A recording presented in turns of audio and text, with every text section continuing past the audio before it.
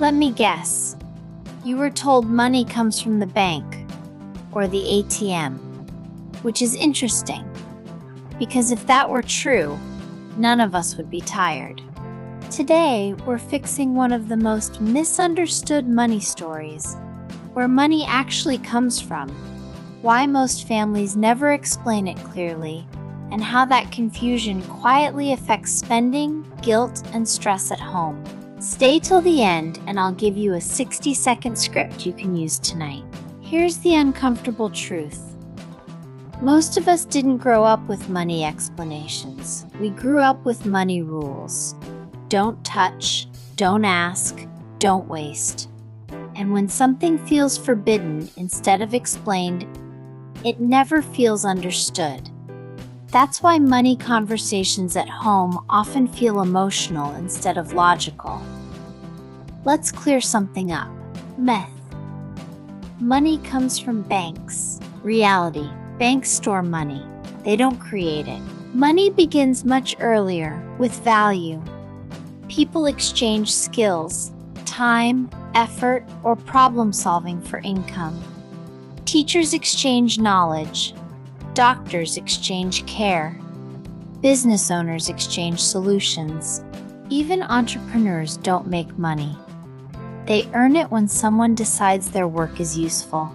Money doesn't reward effort alone. It rewards usefulness. Now let's address the physical money question. Currency notes are produced by government-authorized facilities using special paper, not regular paper, not magic paper. It's designed to last, resist damage, and be hard to copy. But here's the part most people miss. That money only enters circulation because someone earned it first. The ATM is not a source. It's a delivery system. That distinction matters more than we think. Here's a quiet shift that changes everything. When money is spent in a household, what's really being spent is time. Hours at work, years of skill building, energy that doesn't come back. This isn't about guilt, it's about clarity. When families understand this, spending conversations stop sounding like control and start sounding like choice. Money problems are rarely math problems, they're meaning problems. Here's a simple way to explain your job at home without pressure or oversharing. Using the 4-line framework. I am sharing an example. You can modify it as per your job. First, what I do, my work is to, let's say, teach children. Second, who it helps. It helps children in getting education. Third, why it matters. Education will help children build their future.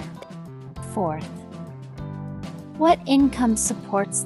The money from this work supports our home, food, education, and shared experiences. No salary drama, no fear language, just clarity.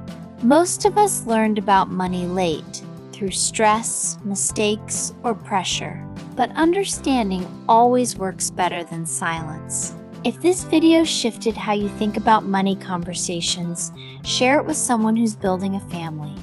Show us some love and subscribe to our channel. And let us know in the comments, what was the moment you realized that money wasn't automatic? I'm Money Girl, and this is where real financial understanding begins. See you next time.